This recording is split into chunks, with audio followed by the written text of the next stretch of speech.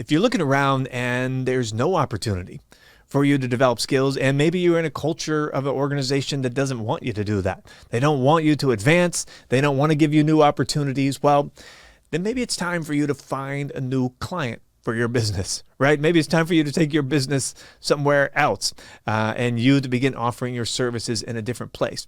If you are not satisfied with your income right now and there's no opportunity for you to grow your skill set or to nobody wants to give you the opportunity to grow the amount of value that you're contributing, then it's time to go find some other people that you can provide value to. Go work for a different business or start taking on a side client.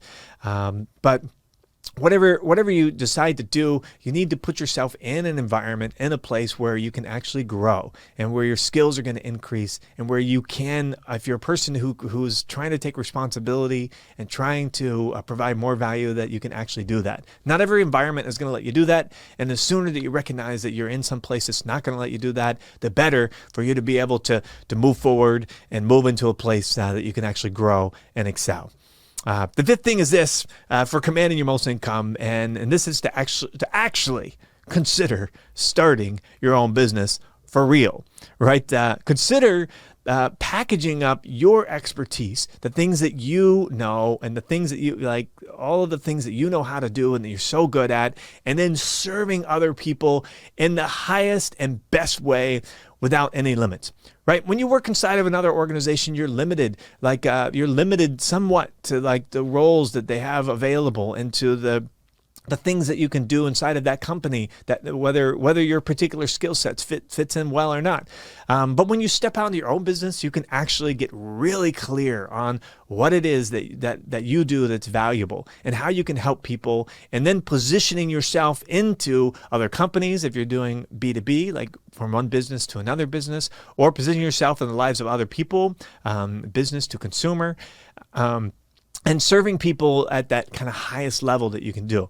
The more ninja that you can get on honing in your skills and what it is that you can do that's most valuable, and then serving people with that, the better. And there's no easier and better way to do that than by starting your own business, like for real. And that's why I often tell people like that probably should be a goal for many, many people, is to step out and begin offering their services. And that's why you see people, they'll leave one job, they'll leave a government job, or they'll leave a job working for a big firm and go out and start their own boutique consulting firm, is because they're able to like really drill in on like the skills that they are really good at and offer those things in the way that is very ninja and can provide the most value for their clients. So consider starting your own business for real. Well, hey, I've given you what I feel are the best ways that you can go out and start commanding more income, and so I hope that's helpful for you today. We don't like to leave any episode without giving you a success challenge. So this week, like, what can you do very practical to go out and make a difference according to what we've talked about today? And so when it comes to commanding more income, here's a success challenge of the week. Sit down this week just with a pen and a paper and begin to write out exactly what you're doing right now in your job or in your business, wherever you are. How are you adding value?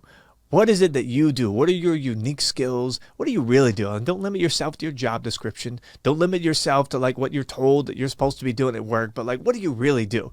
I had a friend one time who he worked at a law firm, and he did all kinds of things. But when he really sat down and focused on like, hey, what do I provide to this organization that's like really bringing the most value to this organization?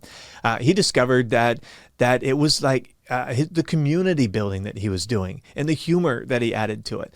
And so he started producing a newsletter via email that went around to the whole staff. They kind of kept morale up and kept everybody unified and added some humor to everybody's day. And by doing this, he positioned himself somebody who's contributing a lot of value. And when it came time for there to be layoffs and for them need to be cut back, they'd have to think about, well, if we cut this guy off, then we're going to lose our newsletter, which is really helping and bringing so much morale to the company. So what are the things that you do or can do that could add so much value? Begin to write them out and just begin to reflect on them and try to look for ways that you can take more responsibility inside of your organization and add more value, because that's the way that you're going to be able to command more income. So, hey guys, if you have any questions for me that I might be able to help you with on a future episode, just post them down in the comments below. We do love to hear from you, and we try to create content that's super helpful and relevant for you. So put them in the comments, and my team will tee up those ideas for future episodes. But until then, have a great week, and we'll see you in the next episode.